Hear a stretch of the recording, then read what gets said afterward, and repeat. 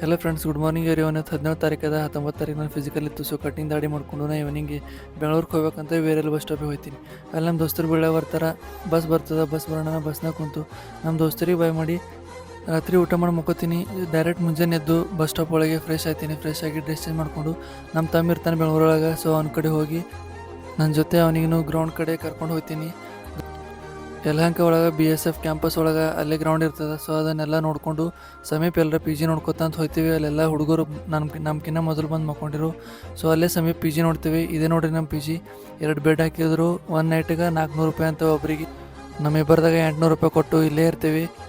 Room ಒಳಗೆ ಕುಂತು ಬೋರಲ್ಲತ್ತಿತ್ತು. So terrace ಮೇಲೆ ಬಂದು ಸ್ವಲ್ಪ ಹೊತ್ತು ಹೊರಗಿಂದ ವ್ಯೂ ನೋಡಿಕೊಂಡು ಮತ್ತು ಕೆಳಗೆ ನೈಟ್ ಊಟ ಮಾಡ್ಲಕ್ಕಂತ ಲಿಫ್ಟ್ನಾಗ ಹೋಗ್ತೇವೆ. PG ಕೆಳಗೆ ದಾವಣಗೆರೆ ಬೆಣ್ಣೆ ದೋಸೆ ಇತ್ತು. ಸೊ ಅಲ್ಲೇ ಮ್ಯಾಚ್ ನೋಡ್ಕೊತಾ ಬೆಣ್ಣೆ ದೋಸೆ ತಿನ್ಕೊಂಡು ರೂಮಿಗೆ ಬರ್ತಾ ಒಂದು ಗ್ಲಾಸ್ ಜ್ಯೂಸ್ ಕುಡಿದು ರೂಮಿಗೆ ಬಂದು ಮಕ್ಕೋತೀವಿ. ಸೊ ವಿಡಿಯೋ ಇಷ್ಟ ಲೈಕ್ ಮಾಡಿ ಸಬ್ಸ್ಕ್ರೈಬ್ ಮಾಡಿರಿ. ಮತ್ತು ನಾಳೆ ಸಿಗೋ ಮುಂಜಾನೆ.